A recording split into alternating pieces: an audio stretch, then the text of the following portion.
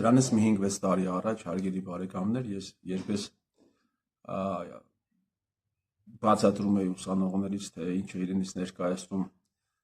PPS կոչվածը,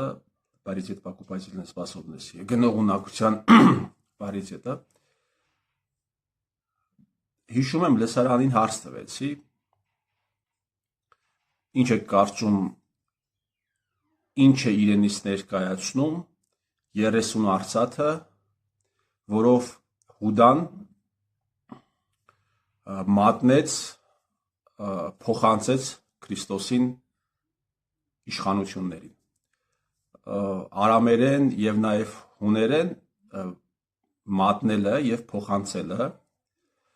օմոնիմներ են, այսինքն գրվում են նույն բառերն են, ունեն տարբեր նշանակություններ։ Մոտավորապես ռուսերեն լեզվով էլ է դա օմոնիմ, предать եւ передать։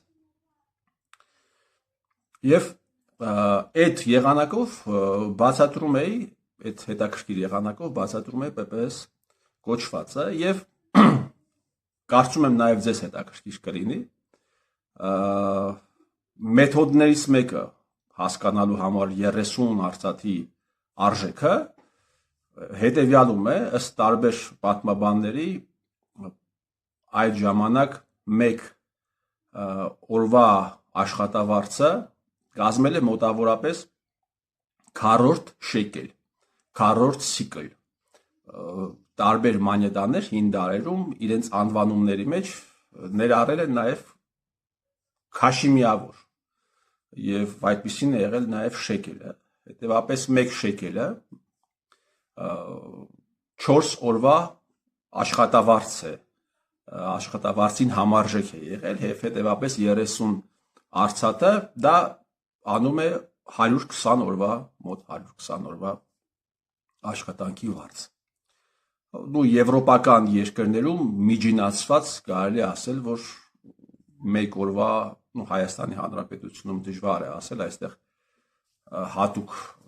բան չի տարվում, հատուկ չի գրանցվում, բայց եվրոպական երկրներում 1 օրը 50-60 եվրո եւ հետեւաբար 120 օրը 50 անգամ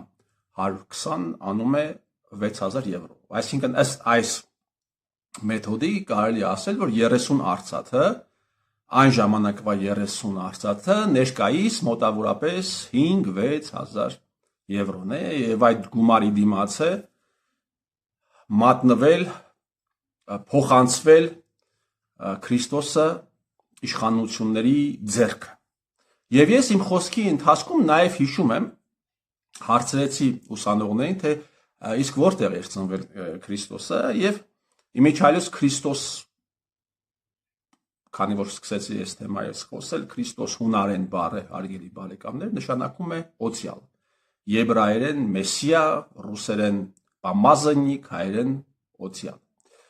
Եվ երբ այդ հարցը տվեցի, ինձ համար զարմանալիորեն բաներ, սենսացիա էր ինձ համար, որ սկսեցին տարբեր պետությունների, երկրների, քաղաքների անուններ տալ, ընդհուպ մինչև Հնդկաստան։ Ու հետագայում, երբ եկանք հասանք այն կետին, որ Քրիստոսը ծնվել է Պաղեստինում, նա ծնվել է Բեթխեհեմում, Բեթխեհեմը իմիջիալից ներկայիս Գազայի Հորդանանի արևմտյան ափում է գտնվում, փաստացի նա գտնվում է Պաղեստինի իրավազորության ներքո, եւ երբ որ ֆիքսեցինք Իսրայել, երբ որ ֆիքսեցինք Քրիստոսի հրյա լինելը, ես զգացի, որ լսարանի մոտ, շատ շատերի մոտ, այսպես կոգնիտիվ դիսոնանս առաջացավ։ Եվ հետագայում դա ինձ համար նորություն էր ու հետագայում այդ բանը, այդ տպավորությունը բազմաթիվ անգամներ կրկնվել է։ 3 առաջի օրը մի վիդեո էի արել, որտեղ էլի խոսում էի, խոսքիս ընթացքում էլի այդ մասին խոսեցի եւ տասնյակ ուղղակի արդեն պատանեկան, երիտասարդական տարիքից դուրս եկած մարդիկ ինձ ձայնային նամակներ գրեցին, գրավոր նամակներ գրեցին Messenger-ից, թե ես ինչ ես ասում, զայրացած շատերը, եղբայր ես ինչ ես ասում, Քրիստոսը հրյա չի եղել, Քրիստոսը չէր կարող հրյա լինել, բանից պարզվում է Քրիստոսը հայ չի եղել, դա կես ողբերգությունն է, բանից պարզվում է մի հատ էլ Քրիստոսը եղել է հրյա, դա ամբողջացնում է մեր ողբերգությունը։ Ուրեմն բանի մեջ գիտական մի այսպիսի բառ կա, կոչվում է օբսկուրանտիզմ։ Օբսկուրանտիզմը, երբ որ դու փորձում ես աշխարհը ընկալել քո կենցաղային, ազգային, երբեմն ազգայնական պրիզմայից նայելով ես փորձում ընկալել ողջ աշխարհը եւ հարմարեցնել քո համոզմունքներին։ Այս դեպքը, որը ես նկարագրում եմ, դա օբսկուրանտիզմի դասական դրսևորում է, հարգելի բարեկամներ։ Դասական ուղղակի դրսևորում է։ Այո, Քրիստոսը, Հիսուս Քրիստոսը ծնվել է Պաղեստինում, Քրիստոսը ոչ միայն Քրիստոսն է եղել հրյա, այլ նաև Քրիստոսի առաքյալներն են եղել հրյաներ, եւ Պողոս առաքյալը, ով հետագայում պիտի քրիստոնեության տարածման կարևորագույն, ամենակարևոր միգուցե անձանցից մեկը դառնար ամբողջ աշխարհում քրիստոնեության տարածման, երբ քրիստոնեությունը ըստ էության լոկալ սեկտայից վերածվեց համաշխարհային կրոնի, այդ ընթացքում ամենամեծ գործը շատ մասնագետներ դնում են Պողոս առաքյալի վրա, Ֆիլիպեցիներին իր նամակում գրում է, որ ինքը հրյա է, հրյաներից, եվրեև, թլպատված ծնված 8-րդ օրը Բենյամինի սերնդից։ Մատթեոսի ավետարանում, հարգելի բարեկամներ, Մատթեոսի ավետարանում, հենց Մատթեոսի ավետարանը, սա իմ տեսեք ինչին ավետարան ես, կտակարան ես, նոր կտակարան ես, Մատթեոսի ավետարանում գրվում է, հենց սկսվում է այսպես, Աբրահամի որդի Դավթի որդի Հիսուս Քրիստոսի ծննդյան գիրկը։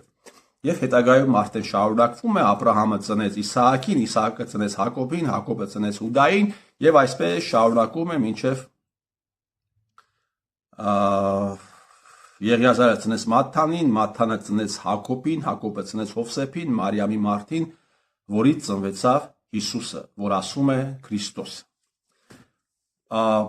Հարգելի ընկերներ, իհարկե զարմանալի է մի քիչ, բայց այնուամենայնիվ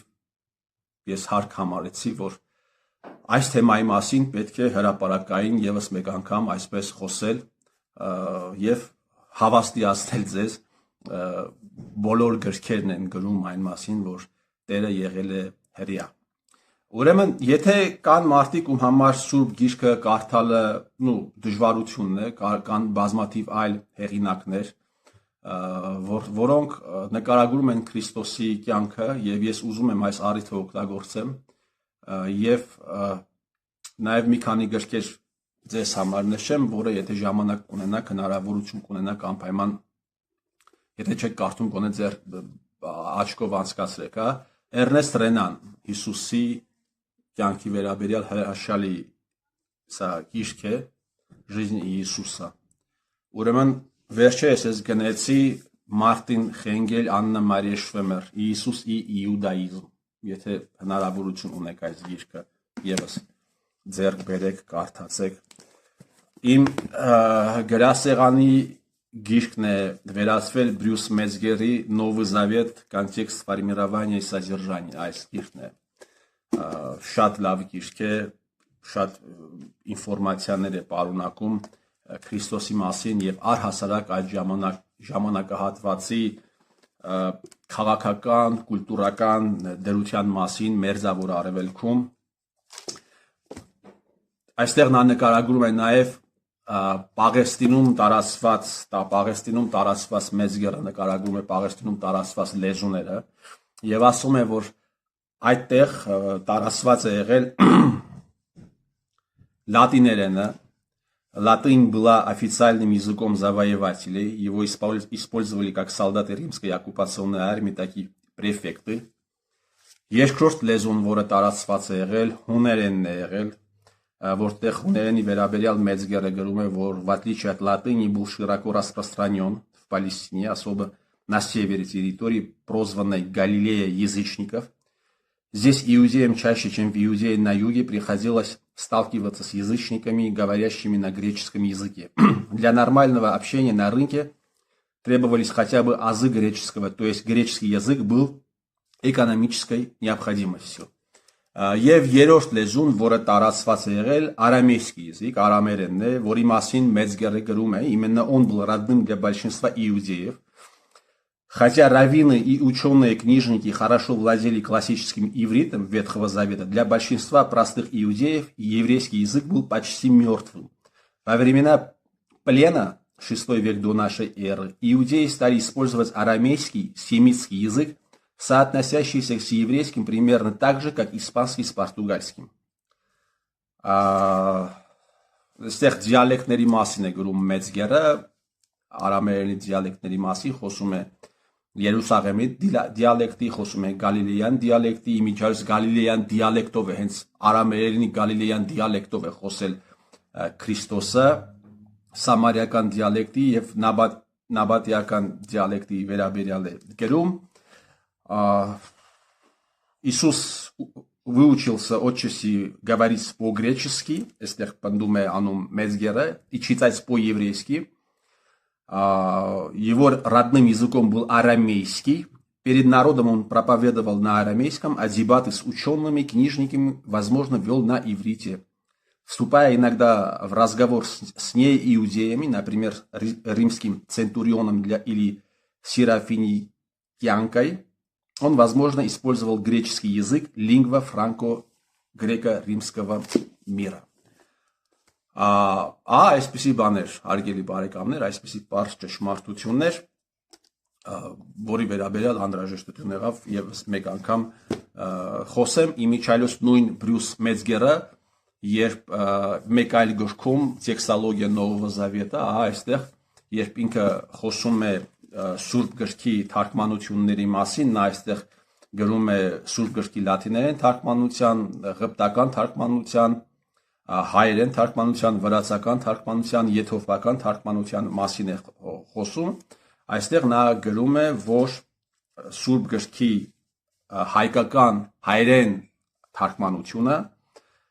բարացիորեն նա ասում է, армянскую версию иногда называют царицей библейских переводов, среди которых обычно считается одной из самых красивых и точных.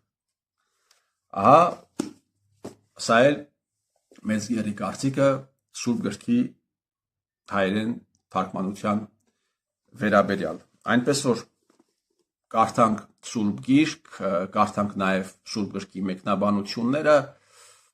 էլի եմ ասում այդ գրքերը, որ ես նշեցի, եւ նաև մի գիրք կա, որ ես շատ եմ սիրում, մի հեղինակ կա, Ալեքսանդր Մենի գիրքը ես եւս ունեմ, բայց հիմա ձեռքից տակը չի, որ դες ցույց տամ, Մենի հեղինակած գրքերը եւս կարդացեք եւ հարստացեք, հարգելի բարեկամներ, օբսկուրանտիզմով մի զբաղվեք, ընդունեք աշխարհը այնպես, ինչպիսին այն կա, եւ մի հարմարեցրեք աշխարհը ձեզ